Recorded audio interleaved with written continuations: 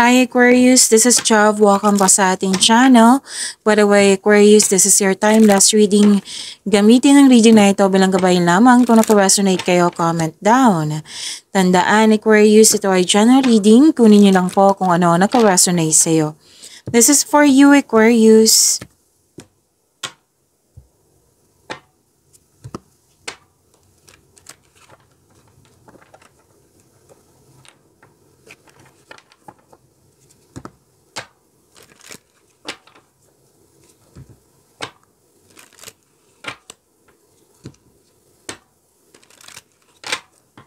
Para po ito sa iyo, Aquarius.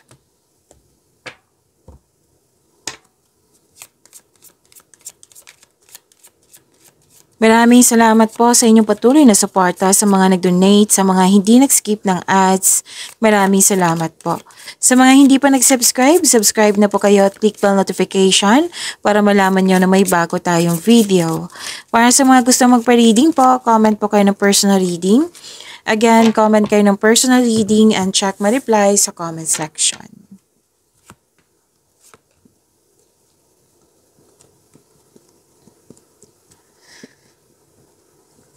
Bagong simula, kakasimula sa connection sa isang tao, pwedeng sa bagay sa mga ginagawa nyo, like trabaho, oo.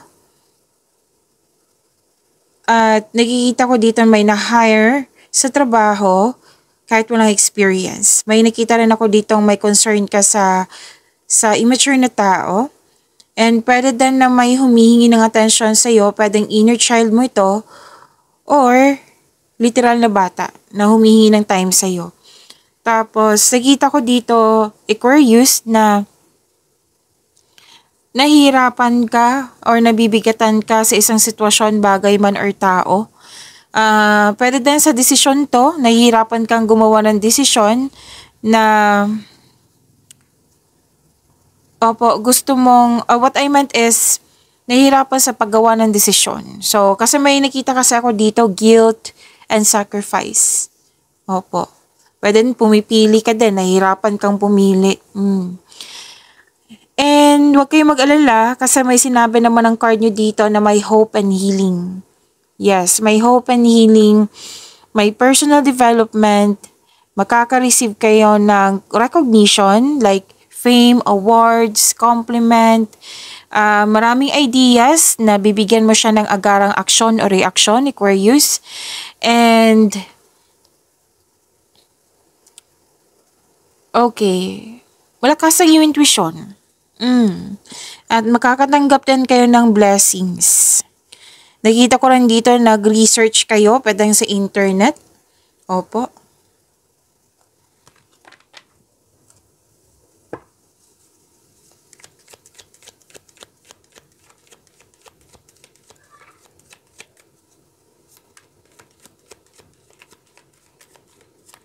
Energy ni Aquarius.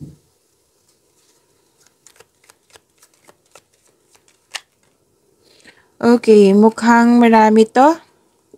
So, kunin ko na lang kasi gusto niya lang iparating sa yung mensahe.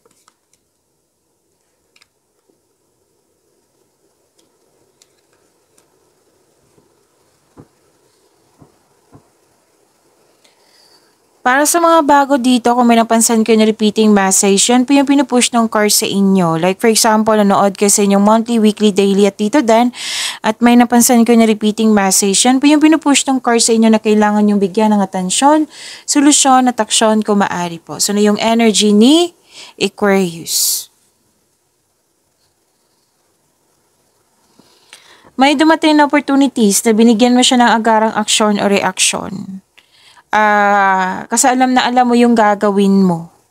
Tapos yung matagal mo ng plano, desisyon, ideas ba yan, nagbigay ka ng aksyon. Kumbaga, kung ano man yung iniisip mo na ngayon, this is a go signal po na bigyan ng aksyon. Okay? And be confident. At huwag mag-alala kasi maraming nag-support sa iyo. Okay? At ipagpatuloy nyo po makinig sa inyong intuition, lalo na sa inyong career and money kasi magbibigay ito ng taas ng tagumpay sa iyo. At Yun po, very excited ka dito eh. Sa mga gagawin mo, magpapasigla to. May dumating kasi, tapos magpapasigla to sa'yo. Magiging excited ka. Hmm.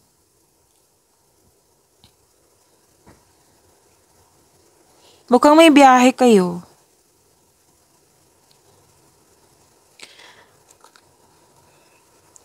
Wow, ganda yung manifestation mo, nagkaroon ng new beginning. Nakikita ko dito na lumabas siya eh. Lumabas po yung, di ba, may kakasimula na sa trabaho. Opo. Tapos, kakasimula sa mga ginagawa. Andito po, sa dalawang card mo dito, na kakasimula sa trabaho, negosyo ba, or sa project ba yan. Ang sabi ng card dito, patuloy mo lang yung pagsisikap, tutukan mo ito kasi nakikita ko talaga na magkakaroon siya ng growth. Reminder lang po, this is energy. Pwedeng sa career and money to, sa love and romance, pwedeng sa personal life. Pero nakikita ko talaga yung career and money mo, magkakaroon siya ng self and financial growth. Basta ipagpatuloy lang yung pagiging masipag nyo. Maging bukas din kayo sa mga advice ng nakakatanda sa iyo or may well experienced na sa buhay.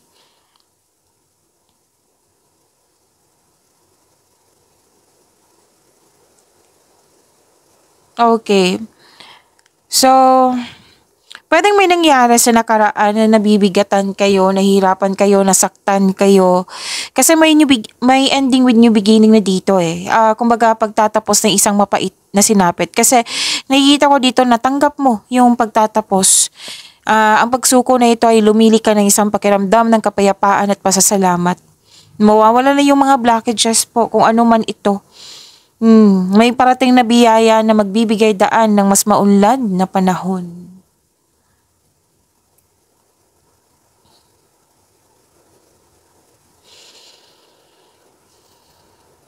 Okay, may mabilisang desisyon, mabilisan na action, may mabilisan din na desisyon. Kasi darating na yung mensahe na hinihintay mo, darating na ngayon. Dalawang card mismo nagsabi dito na may parating na blessings na magiging happy kayo. So, you deserve this, Aquarius. Dalawang card mismo nagsabi dito na maaring may travel kayo ngayon. Or di kaya may bagong tao na darating sa iyong buhay. Pwede bagong kaibigan, bagong pag-ibig, kung sino man ito. And opo, dalawang card kasi nagsabi dito na excited kayo. Pwedeng may nag-invite sa inyo, event invitation, or may nag-ask sa iyo ng date, or kayo ang nag-ask ng date, or kayo ang nag-invite. Basta po may travel akong nakikita dito. Or pwede din connection sa malayong lugar.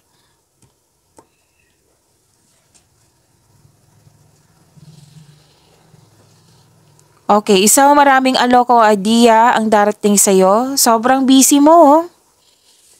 Tatlong card na mismo nagsabi dito na may exciting opportunities na dumating sa inyo na binigyan mo siya ng agarang action or reaction na tuwang-tuwa ka. So, ilang beses na din lumabas dito yung financial stability. Nagkaroon ng abundance po. Pwede din yung exciting opportunities, new opportunities po, magbibigay ito ng malaking pera sa iyo.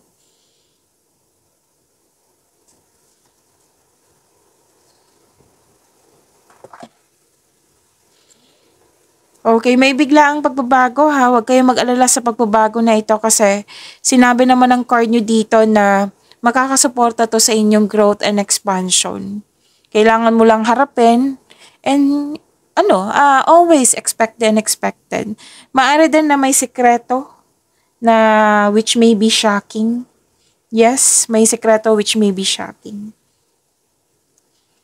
Dalawang card mismo nagsabi dito na may celebration, togetherness, celebration, at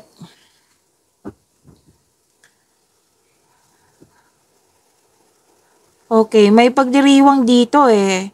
Alam nyo ba, itong togetherness ito, yung pagtipon-tipon, meeting ba, reunion, kung ano man to,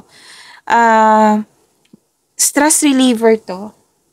Yes, stress reliever. And celebrating with good friends or family is what you need most right now. So may date talaga or group date ito kasi may grupo akong nakikita dito eh. Celebration, achievement, monthsary ba yan, anniversary, birthday ba yan, Basta nag-celebrate kayo, which is good kasi in-acknowledge nyo po yung bigay na ni God sa inyo na blessings. Yan, nag-celebrate kayo. Pwede din collaboration to sa trabaho. Pwede magkakaroon kayo ng outing. Yes. Saglit lang po, mag-alcohol ako.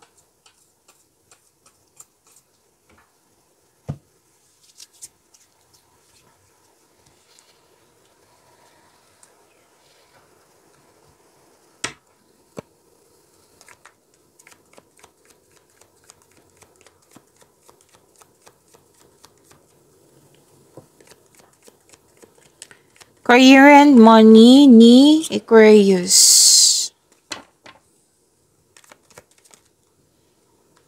Okay.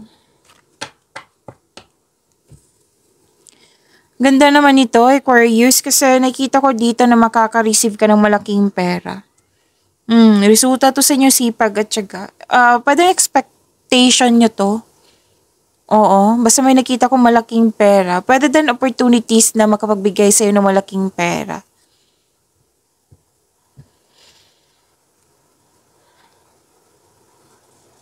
So, may unexpected job opportunity din dito. Pwede din project po ito. Ang sabi ng card, wag po daw kayo magmadali. Kasi nararamdaman ko talaga yung excitement mo. Yung relax lang, habaan ng pasensya. Pwedeng hinihintay mo to or na-receive nyo na talaga. So, dalawang card mismo nagsabi dito na may mangyayaring growth and expansion. May development, may success. Kitang-kita ko yung happiness dito. At, yes, ang ganda. Ano to pagbubungang mabuti na parating sa iyo or dumating na abundance and success po ito. So, be happy with the results of your actions. Kasi resulta to sa inyong pagiging productive sa araw-araw. Nagkikita ko din dito yung pag-aalaga mo sa inyong career, sa inyong money. Yan.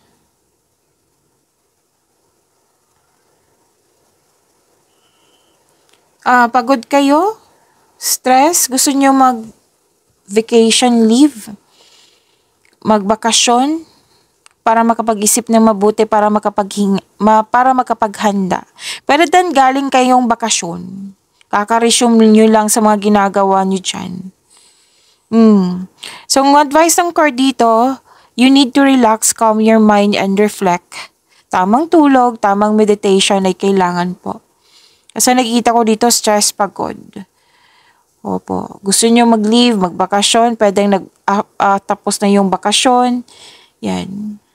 So, ang pagpahinga po ay nakapagbigay ng increased productivity and a healthier mental state.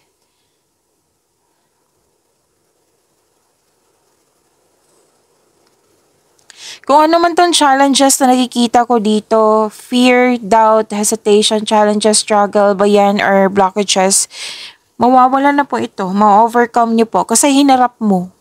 Hinarap mo ito. Pwede sa bagay tao or sa isang sitwasyon dyan sa career and money mo na hinarap mo siya. Na-overcome mo po ito. Ang ganda nito. Kasi this is resilience. Hindi mo na siya iniiwasan. Hinarap mo siya. You have inner power. Confident ka. So you don't know your own strength until it is tested. Nag-move forward ka with courage.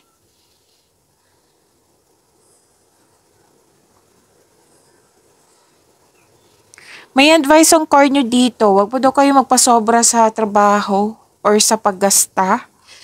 Opo. Or di kaya may controlling person dyan or toxic yung tao or place. May nakita. Marami kong nakikita dito So, kung naging workaholic ka, so pahinga. Yung sinabi kanina, pahinga ay kailangan. Kasi our health is wealth. Kung nagtitiis ka sa toxicity, kailangan mo ng freedom and recovery. Basta po ang sinabi ng card dito na may ginagawa po daw kayo dyan na hindi nakakabuti sa iyo. Like nagtitiis ka sa toxicity. Another example, pagod ka, pero hindi ka huminto. Nagtatrabaho ka pa rin kahit alam mo napagod ka. So, this is not good for you, di ba? Pero din, sobra sa paggasta. Kailangan ng balanse niyan. So, freedom, balance, and recovery ang sinasabi ng card nyo dito.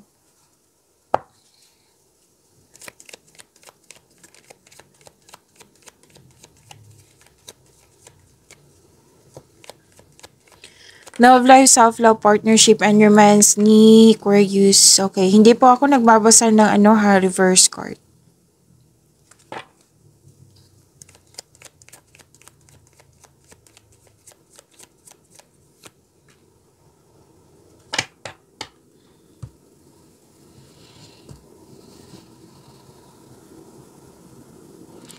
Nakikita ko dito, Aquarius, na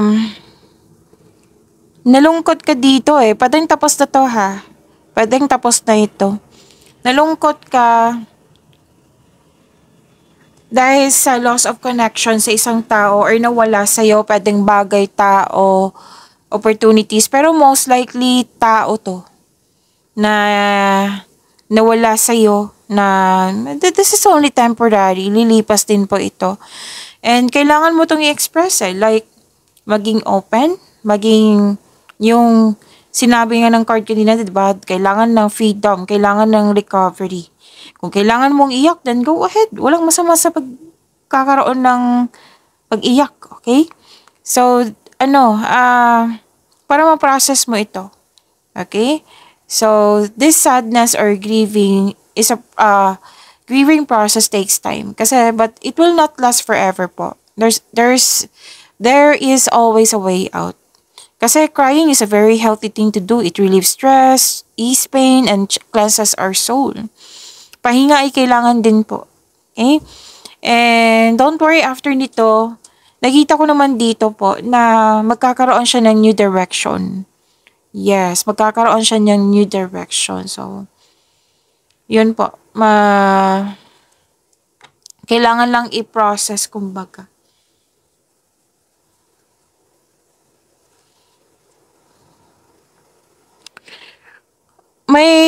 Andito pa rin yung celebration, monthsary, anniversary.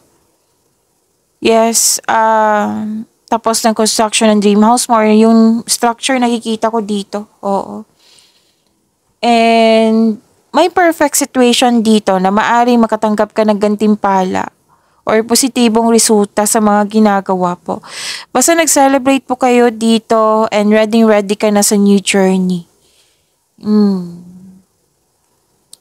And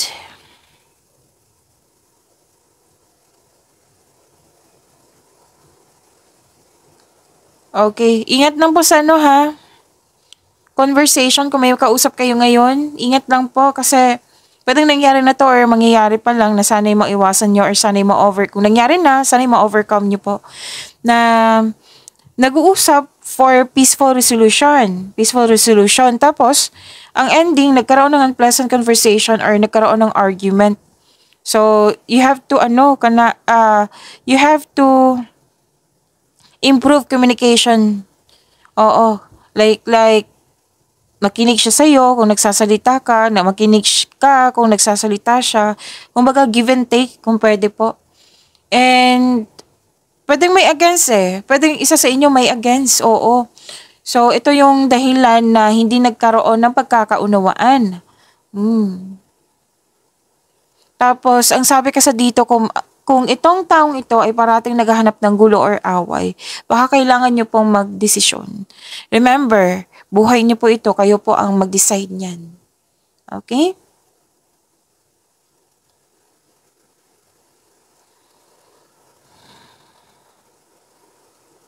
Okay, nakita ko dito nag-spend time ka sa family, sa mga taong nagbigay ng inspiration sa iyo, motivation. At sa mga single po, may sinasabi dito na makakatagpo ka ng partner through friends connection. Parati itong lumalabas sa inyo, Aquarius. Take note of that. Para sa mga relasyon, sa buhay mag-asawa, okay, may travel, mag-decorate ng bahay. May nakita akong ganyan. Or project. Project po. So, at the end of the day, magiging balansa yung emotions nyo. Pwedeng nagpahinga kayo nito.